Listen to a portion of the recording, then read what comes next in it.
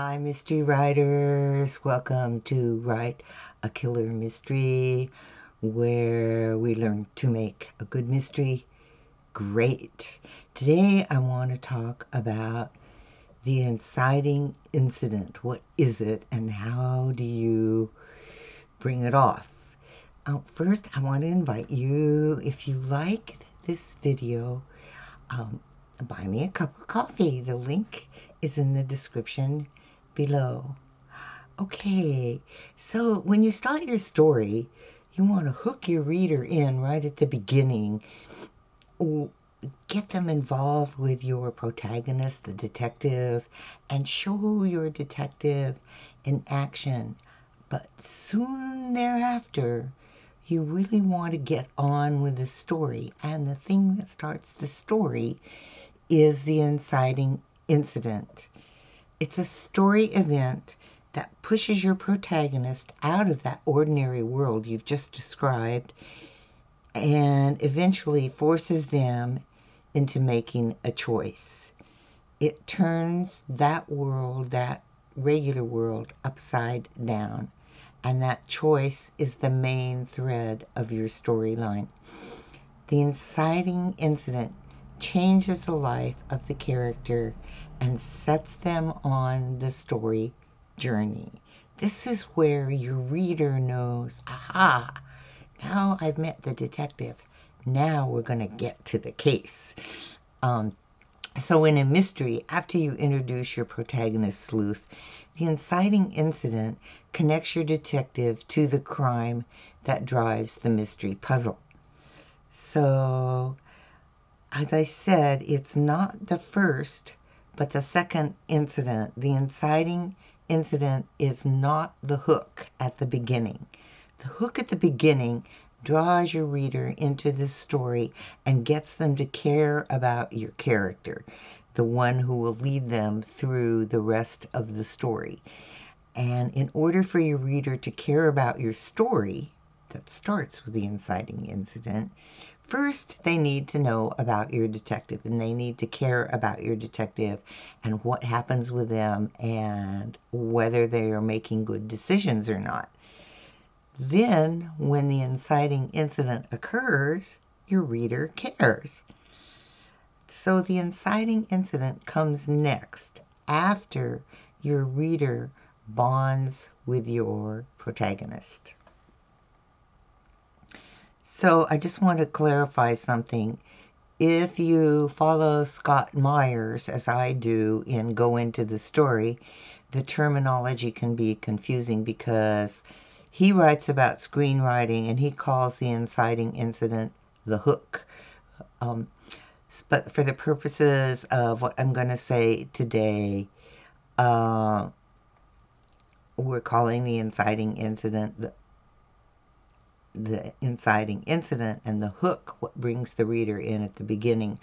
What Scott Myers means is it's the thing that hooks the hero into the main story action, not what hooks the audience into the story. Okay, I just wanted to make that clarification so you wouldn't be confused. So after you show your protagonist functioning in their everyday world, meeting a minor challenge that displays a skill they will use to solve the mystery puzzle, it's time to launch them into the story. You don't want to wait too long to launch them into the main story. And the inciting incident is just that, an event that incites them to take action. Your reader sees the challenge and wonders if your character is up to the summons to action. The inciting incident launches the story's main action and inspires your hero's motivations for the rest of the story. Your protagonist sleuth may be winding up another case, or on a ski vacation, or delivering cupcakes in their normal world, and then the crime happens, or at least they are exposed to the crime, and they become involved. The commanding officer sends them on a new investigation, or the local ski lodge owner asks for their help when a guest dies mysteriously, or the cupcake baker's best friend's brother died in an auto accident, but she doesn't believe it's an accident. Whatever kind of mystery you're writing, the inciting incident is what starts your sleuth on the journey to solve the puzzle of this particular mystery story.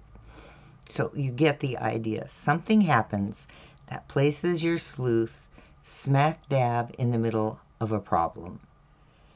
So let's talk a little bit about how to write the inciting incident.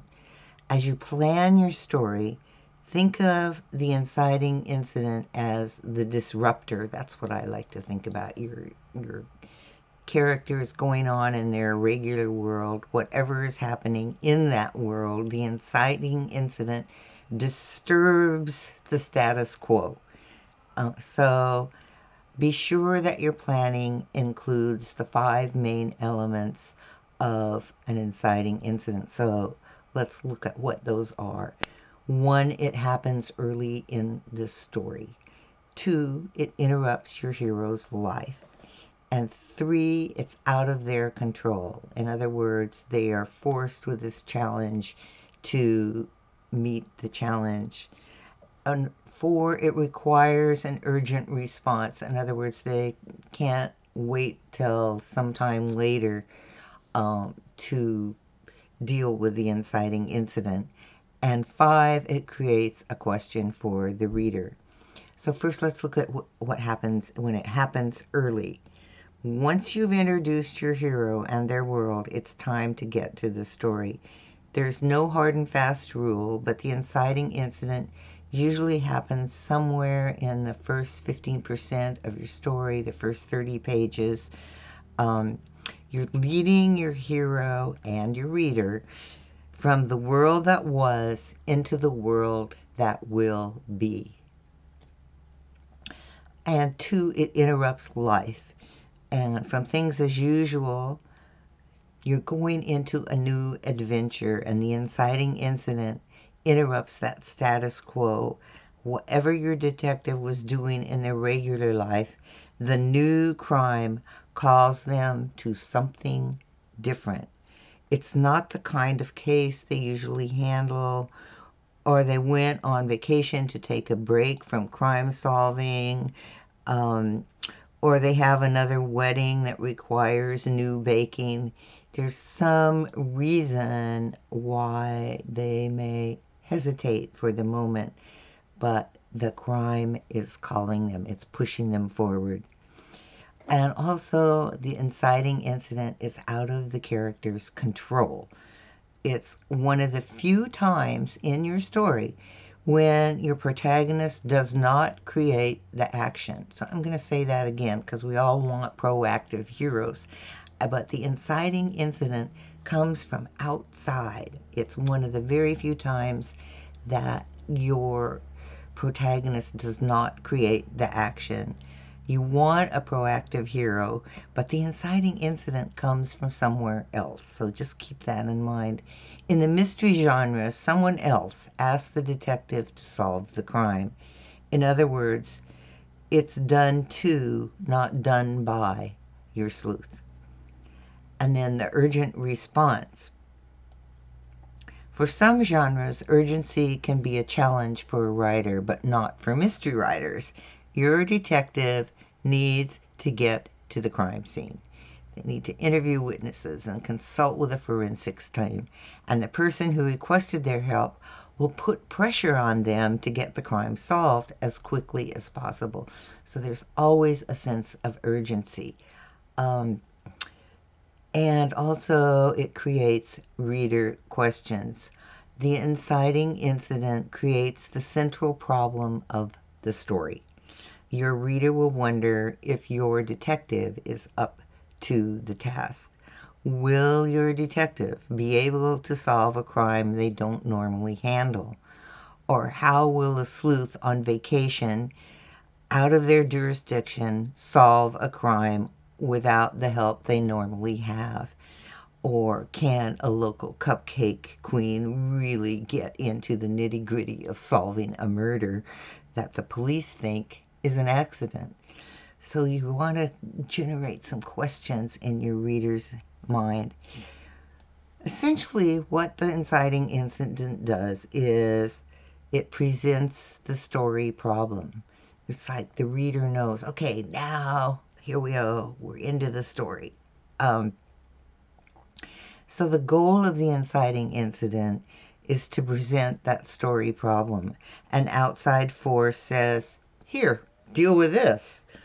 And the inciting event's job is to bridge the opening scenes and the core conflict of the novel. It's that bridge between that ordinary world and everything that will come later in the story. It transitions the protagonist into that main plot by giving them an interesting problem that leads to the novel's biggest issues and themes. Your protagonist may challenge the inciting incident's call, but first, right now, at the inciting incident, you need to start the story by presenting the problem. That's the job of the inciting incident. It presents the problem. Here it is, bang. Now your character has to deal with it. Okay, I hope that eliminates some confusion about what an inciting incident is and where it comes in your story. It's not right at the beginning, it's after the beginning, but soon thereafter. I hope that clarifies that, because I know some beginning writers are confused by the difference between a hook, which is the beginning, and the inciting incident, which starts the story. All right, thank you for being here. Thank you for watching.